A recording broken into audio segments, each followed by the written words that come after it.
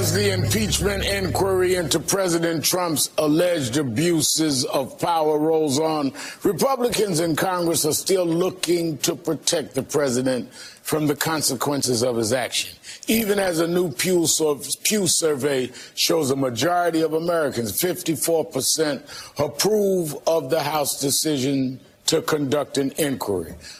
I'm joined now by Republican Representative Bill Johnson of Ohio, who disagrees with that inquiry. Thank you for coming on, Congressman. Explain to me why you disagree with the American people polled that say they agree with the inquiry. Well, I'm not sure I've seen those kind of polls, Reverend Sharpton. The polls it's the that Pew I have poll. seen, You can look it up. I've seen other polls, too, that say right the opposite. And I can tell you that the people that I talk to here in Ohio, they think this whole thing is nothing more than a distraction. They would much rather us be talking about how to lower drug prices, how to fix our aging infrastructure, how to create jobs and opportunity for them. They're not interested in another false narrative sham of an investigation. Well, I agree with you on that. I agree with you on that, and we were expecting. We agree on that, and I was expecting the president, who talked about infrastructure for almost 3 years, to do something about it. He's done nothing. We haven't been able to get Nancy Pelosi to bring an infrastructure bill to the floor. We expected this president to deal with a health care plan. He said that would be better than the Affordable Care. He hasn't. But, Congressman, you can deal with an inquiry and deal with all those issues at the same time. You're not just a one-issue Congress. You can walk and chew gum at the same time. If you have the admitted allegation, and when I say admitted, I'm saying the president saying that he sees nothing wrong with foreign governments interfering, investigating, that would impact an American election, how is that not serious enough for an inquiry?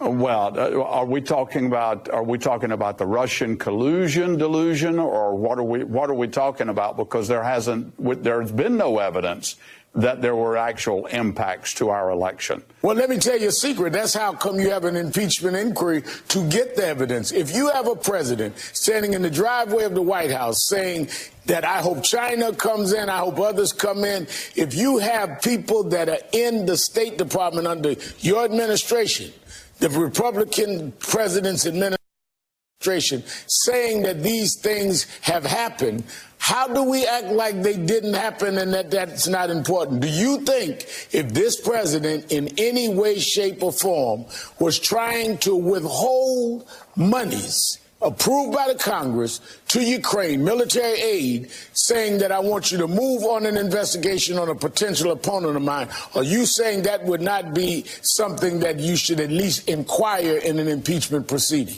No, but I tell you what we should do. No, I'm asking you, do you think that rises to the bar? I'm going to answer your question. I'm going to answer your question. All right. And the answer to your question is this: if there's going to be an inquiry, Reverend Sharpton, then why aren't we doing an inquiry the way it was done by both Republican and Democrat speakers of the House during the Nixon and Clinton administration? There was a Republican in charge as a speaker when Clinton was impeached, and the White House counsel was allowed to be involved in the hearings and to present evidence and to object to evidence.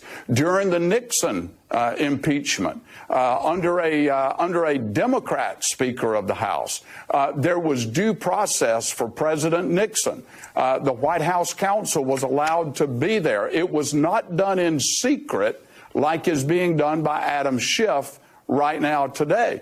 Well, so you're arguing, if we want to get answers process, to these questions, you're arguing process, wait a minute, just a second. You're arguing process. You didn't answer my question. I'm asking you whether or not, if these things happen, would that not require an impeachment inquiry? We can argue the process, which we can debate whether what you say is so or not. But I'm asking you, yes or no, would those facts lead, in your opinion, to a necessary impeachment inquiry? The operative word that you said there was if. And I've read the transcript of the call between President Trump and the Ukrainian president. I've read it. And there is no quid pro quo.